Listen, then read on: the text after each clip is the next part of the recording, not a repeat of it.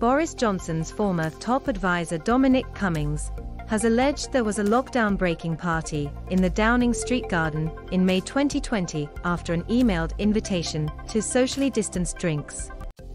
Cummings, who left Number 10 in November that year, said people were invited to the gathering by a senior Downing Street official, who he said should have been removed from their job because of failings over COVID. In a lengthy blog post, he claimed he had warned at the time that it seemed to be against the rules and should not happen.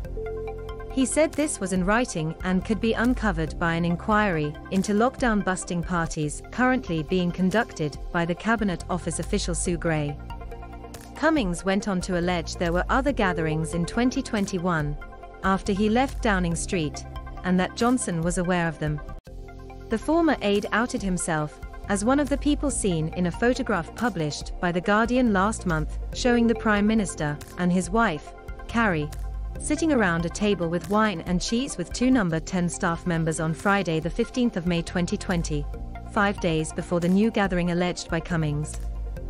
A total of 19 people were gathered in the garden, according to the 15th of May photo, and sources told The Guardian there was a celebratory atmosphere that evening after a press conference.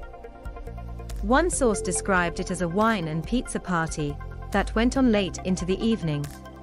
As part of a joint investigation with The Independent, a source said the Prime Minister had told one of those present drinking inside Downing Street on the same evening that they deserved their drink for beating back the virus. However, Cummings claimed in his latest blog that they were chatting after having meetings, that it was not a party or organized drinks that was shown in the photograph, and that he left shortly after it was taken, at about 7:15 p.m. After the meeting, he said, the PM and I continued talking as it broke up. Someone brought a bottle of wine out to the table. It may have been Martin Reynolds, the Prime Minister's principal private secretary, but I think it was the PM himself who went inside as I was packing stuff up and brought out wine. We carried on chatting about COVID, about domestic priorities, and about how to sort out the Cabinet Office, which had totally collapsed.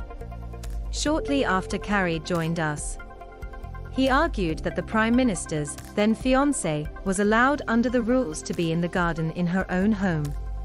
At the time, social mixing between households was limited to 2 people, who could only meet outdoors and at a distance of at least 2 meters. Schools were still shut and pubs and restaurants were closed, with strict controls on social mixing. More people had been allowed to return to their workplaces, but guidance said social distancing of 2 meters should be followed at all times, and only absolutely necessary participants should attend meetings and should maintain 2-meter separation throughout. Angela Rayner, the Labour deputy leader, has described the picture as the slap in the face of the British public, adding, "The Prime Minister consistently shows us he has no regard for the rules he puts in place for the rest of us." Alleged drinking and partying late into the evening at Number 10, when the rest of us were only recently getting one daily walk.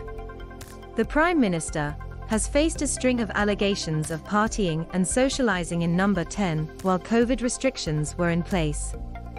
He was forced to order a civil service inquiry, though its head, Simon Case, had to step down over allegations of his own Christmas party. Number 10 has been approached for comment.